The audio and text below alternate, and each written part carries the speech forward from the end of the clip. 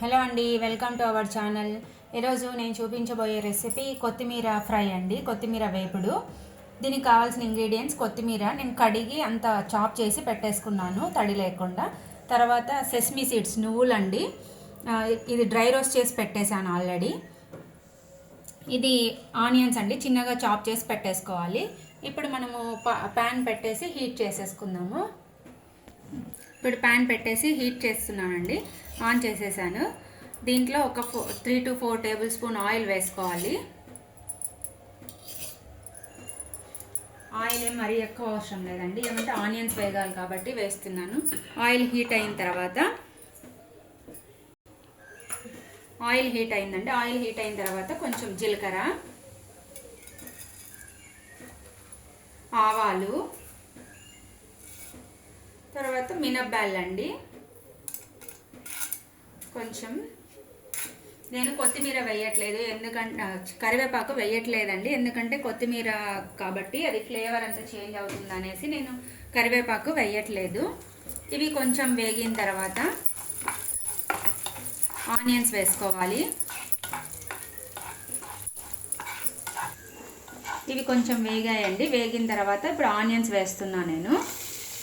మీరు పచ్చిమిరపకాయలు కూడా వేసుకోవచ్చండి, చిన్నగా చాప్ చేసి, లేదంటే స్లిట్ చేసి వేసుకోవచ్చు. నేనైతే వేయట్లేదు, పిల్లలు ఉంటే వేసుకోవద్దండి, ఎందుకంటే తినలేరు, ఘాటు ఉంటుంది కాబట్టి. అందుకు నేను వేయట్లేదు. పచ్చిమిర్చి కూడా వేసుకోవచ్చు.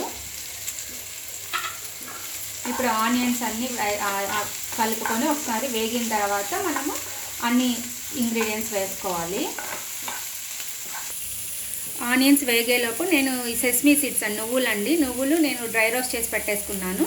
అది మనము కొంచెం గ్రైండ్ చేసి పెట్టేసుకోవాలండి, కచ్చపచ్చగా, లేదంటే ఫైన్ పౌడర్గా అయినా వేసుకోవచ్చు, ఎలాగైనా ఒకటే. నేను ఇప్పుడు దీన్ని మిక్సీకి వేస్తున్నానండి. ఇలా పౌడర్ లాగా వేసేసుకోండి, సరిపోతుంది. లేదు కచ్చపచ్చగా అయినా వేసుకోవచ్చు. మనం సెస్మీ నువ్వుల ప్లేస్లో గ్రౌండ్ నట్స్ కూడా యూజ్ చేయొచ్చు అండి, బుడ్డలు కూడా యూజ్ చేయొచ్చు, అది మీ చాయిస్. నేనైతే ఇది సెస్మీ సీడ్స్ యూజ్ చేస్తున్నాను. ఇప్పుడు ఆనియన్స్ వేగాయి కదండి. ఆనియన్స్ వేగిన తర్వాత సాల్ట్, టేస్ట్కి తగ్గట్టు సాల్ట్, పసుపు కొంచెం,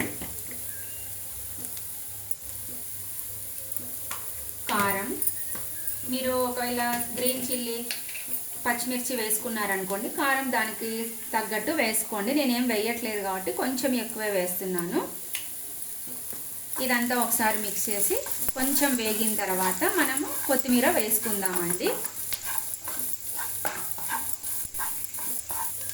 ఇప్పుడు ఇదంతా కలిపేసాను. ఇప్పుడు కొత్తిమీర వేస్తున్నానండి. కొత్తిమీర అయితే కొంచెం క్వాంటిటీ ఎక్కువే తీసుకోవాలి, ఎందుకంటే మగ్గితే ఏదైనా ఆకుకూర మగ్గితే కన్నా తక్కువ అయిపోతుంది కదా, కొంచెమే అవుతుంది కాబట్టి నేను కొంచెం ఎక్కువే తీసుకున్నాను.